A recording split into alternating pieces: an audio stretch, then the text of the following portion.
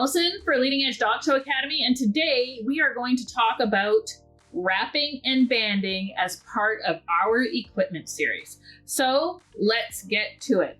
So whether you have a poodle, a drop-coated breed, some kind of dog that you need to keep that coat wrapped, banded, what are some of the things that might make your job easier and some of the tools or what different techniques might we use for maintenance and or for show? So let's get to it. So first of all, there are many rubber bands now that are in different shapes, sizes, and even colors that we use for banding our dogs. As a general rule of thumb, I don't like to use anything very small or tight or thin because wherever you put a band, there is a chance that you can cut that dog's hair. So I like to use kind of the biggest band I can use. I don't want to use something so heavy that it's annoying to the dog.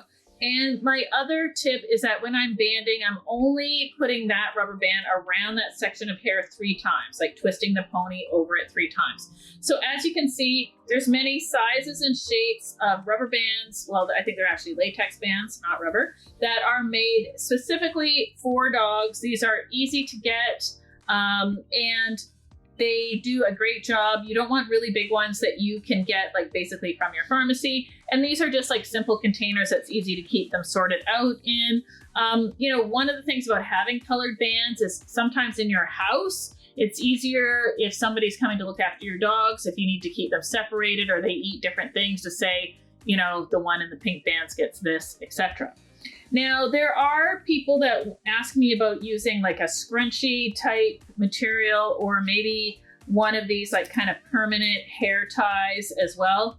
So for me, I've never had a lot of great success with these because I find they can be heavy in the dog's coat. As well, the coat can get wrapped around the material itself because the material is sticky and not smooth. And then when you're taking them out, you're actually pulling a lot of your dog's coat out. And one of the reasons why we do maintenance banding is to try to protect the hair and help let it grow. So whether I'm banding or wrapping, I'm always going to section my dog's hair into even sections at the skin.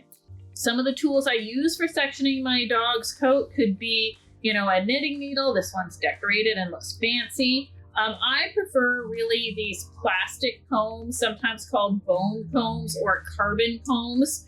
And I like bigger ones. I just think that they're less pointy on my dog's skull or ear. And I like to section that section into even spaced areas with even amounts of hair going into that band or wrap. As always, before I brush it and comb it, I give it a little spritz. You never brush dry hair. So you don't want that area of hair to be soaking wet. You just want it spritzed to cut down on that static. So once I have that area done, I'm then going to comb through it.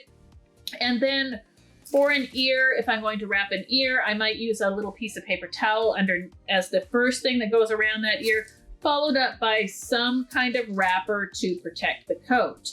So on a poodle, you might do this on the top knot all the way down the back and the ears. On a drop-coated breed, it would be all that side coat, maybe the tail.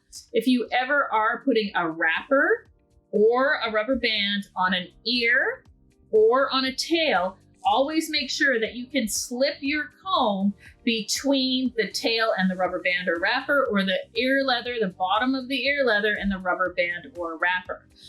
One of the things that can happen is you can accidentally catch a little piece of that ear or a little bit of that tail in the wrapper, and then that area can get gangrenous and then actually cause a huge infection and other problems. So just be very, very aware of that.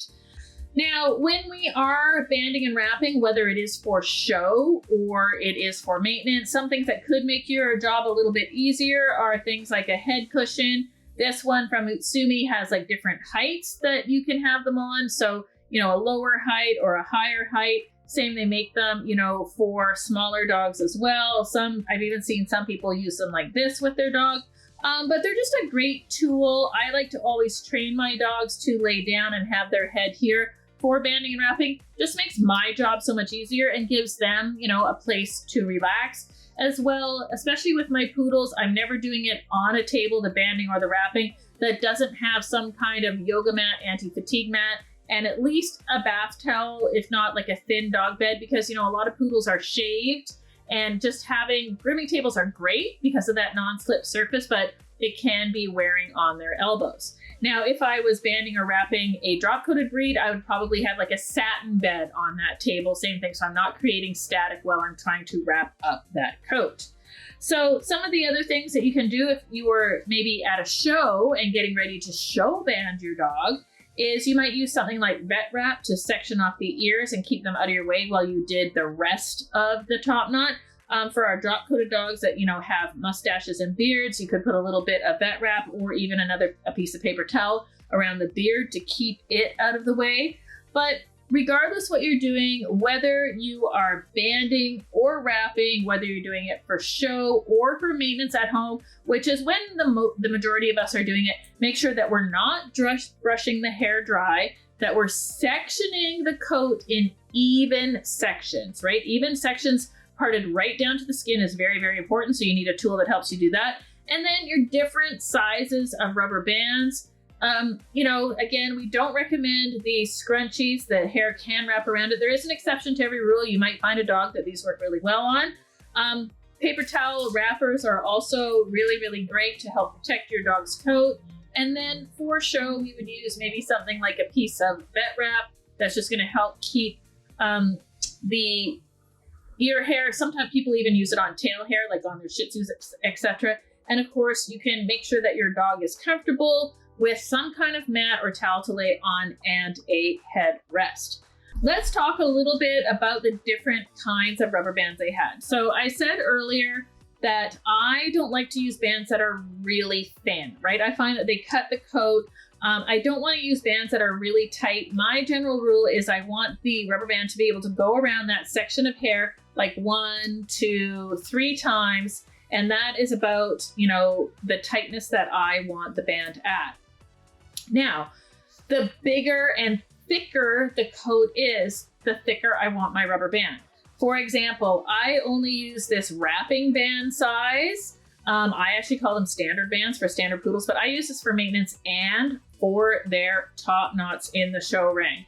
The only caveat is I typically, on poodles, when you're in the ring, you're going to use a black rubber band or a natural colored rubber band. So, you know, that kind of ambery natural color that kind of dentist or orthodontic elastics come in. And typically the flavor of the day is typically we use black on blacks and blacks on whites. Some people like the contrast of the white on the black or the amber on the black, but you're typically not going to use the colored bands in the show ring. The colored bands are for you at home to have a little bit of fun, to help identify your dogs for either you or your dog sitter, etc. So I think that that is kind of an important thing to note. You know, so we have the wrapping bands here in black, and I'm going to use the wrapping bands on basically all of my drop coated dogs for the wrappers, for my miniatures and for Topknots, and the wrappers for my toys. They're going to be too heavy for their Topknot, but I'm going to use them on all the wrappers. And for my standards, I'm going to use the wrapping size band on the Topknot as well as for the wrapper. On a lot of my drop-coated breeds, Yorkies, Shih Tzus, Lhasa Apsos, Maltese, you are probably going to use not a wrapping band for like the head or the Topknot, just the wrapping band for the actual wrappers. And you would use a smaller size band for the Topknot and the mustache, etc. At Leading Edge Dog Show Academy, we have some fantastic courses on Topknotting your dog.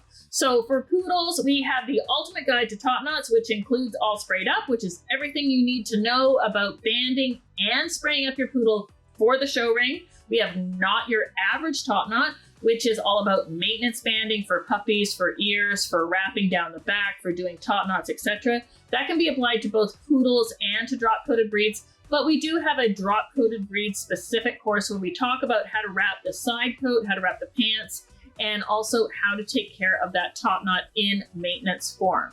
So if you want to learn more about Topknots, when to use the equipment that you see here in front of me, I invite you to come to Leading Edge Dog Show Academy and check out those courses there. I hope that helps. Hi guys, thanks for joining us on another video in our equipment series. like we said, there is a lot of equipment here that we need to cover. So if we haven't yet hit the piece of equipment that you're yearning to learn about, let us know in the comments below and we will add it to our very next one. As well, don't forget to like and subscribe, because then you won't miss out on a video that maybe you've requested or something that you want to know about. We are always here for you to answer any of your questions about these or any other products, any other thing that you need to know to take great care of your dog, whether you're in the salon, going to a dog show, or just trying to get your dog groomed at home in the easiest and most efficient way possible. So thanks again for joining us in our equipment series.